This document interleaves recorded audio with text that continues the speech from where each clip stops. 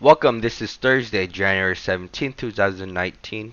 These three problems ask us to solve these systems of equations using the method of substitution. Okay?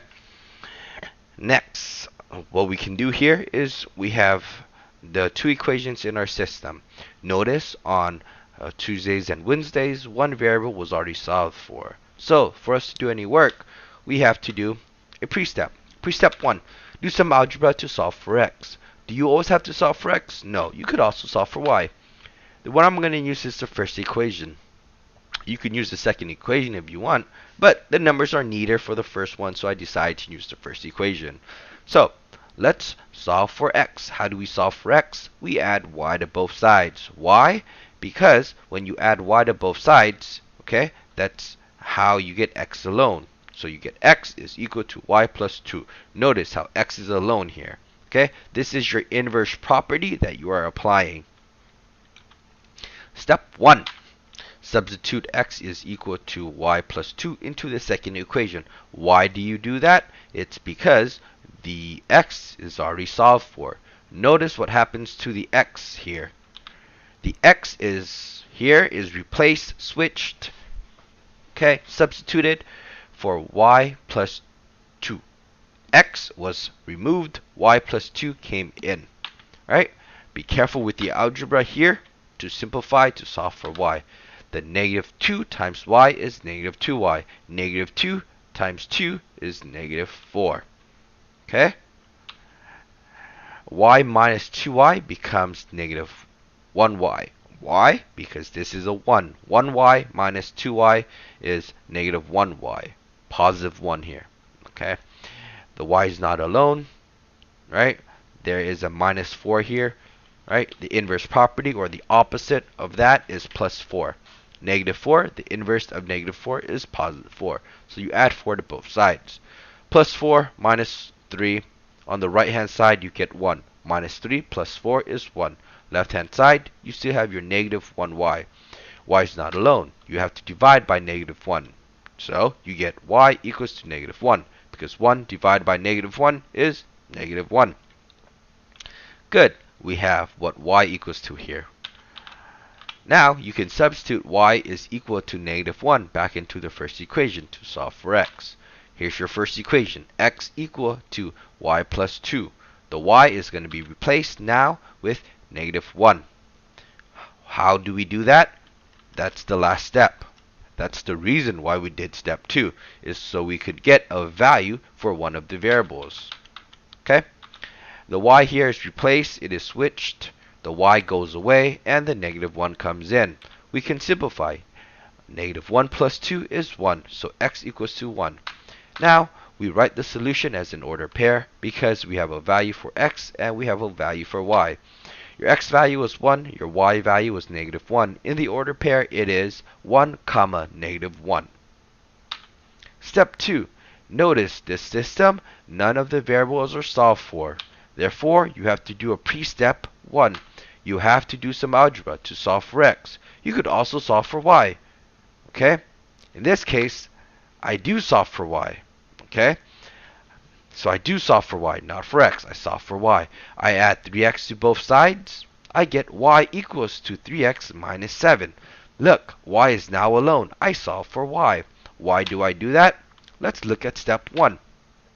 I substitute y equals to 3x minus 7 back into the first equation. There you go. Here's your first equation of 2x minus 3y equals to 7. Notice how the y here disappears. The 3x minus 7 comes in. Let me repeat. The y here is removed and the 3x minus 7 comes in. Why do we do that? Because now we have one equation, one unknown. It is now solvable. Okay, how do I get y equal to 3x minus 7? Come up here. That's what I did for the pre-step 1. Let's continue. Now, I simplify to get x alone. 2x is left alone. Negative 3 times 3x is negative 9x.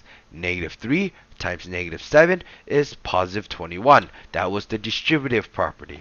Now you combine the variables. 2x minus 9x is negative 7x. The 21 remains the same and the 7 remains the same. We have to get the variable alone, so we combine the constant. What is the inverse or the opposite of plus 21? It is minus 21. We do that to both sides. Negative 7x is left over on the left hand side. 7 minus 21 becomes negative 14. That is on the right hand side. Divide negative 7 to both sides. You get x equals to 2. Negative 14 divided by negative 7 is a positive 2. Negative divided by negative is always a positive. Step 3. Substitute x equals to 2 into the first equation and solve for x. Solve for y, I mean. Okay? Notice how the x here disappears to becomes a 2. You get y is equal to 6 minus negative 7. So you're going to add 6 to both sides. You get y equals to negative 1. Okay? So your solution is, right, I just rewrote this twice. The solution is 2, because that was what your x was, and your y was negative 1. Why do I add 6? Because negative 3 times 2 is a negative 6 here, right? But you want to add 6 to both sides, okay? Just be careful with your algebra, right? Here's that step, okay? Good?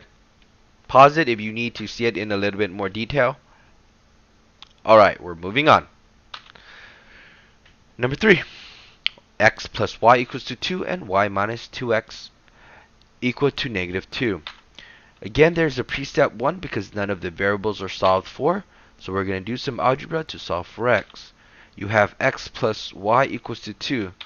In this case, I'm going to subtract x to both sides to get y equals to negative x plus 2. You could solve for x. It wouldn't matter. Now, I have y equals to negative x plus 2. I'm going to substitute that into the first equation. What I have here is your second equation. This should be second equation of y minus 2x equals to negative 2. Notice the y here gets replaced with negative x plus 2. Okay, now you simplify to solve for x. Here you go. Okay, nothing happens here. It just becomes negative x plus 2. Combine the like terms. Negative x minus negative 2x, that becomes 3x. This is a negative 1x. Minus 2x is negative 3x. Nothing happens to the 2. Nothing happens to the negative 2 on the right hand side. Subtract 2 to both sides. You get negative 3x is equal to negative 4. Divide by negative 3 to both sides. You get x equals to 4 divided by 3. This is a positive 4 over 3. X equals to 4 over 3. Good. Step 3 now. You're going to substitute x equals to 4 over 3 into the first equation. X plus y equals to 2. Notice how the y gets switched. Replace. X goes away and the 4/3 comes in to take its spot. Subtract 4/3 to both sides. You get y equals to 2/3. Remember, when you solve for systems of equation in real life, you're going to see decimals and fractions that will occur in high school. In 8th grade, I'm going to try to make the problem a little bit prettier, okay? So, most of the time, it wouldn't be a fraction, okay? We know that x here is 4/3. We know y here is 2/3. You write it in an order pair, x comma y. So there you go. Those are all your solutions for Thursday.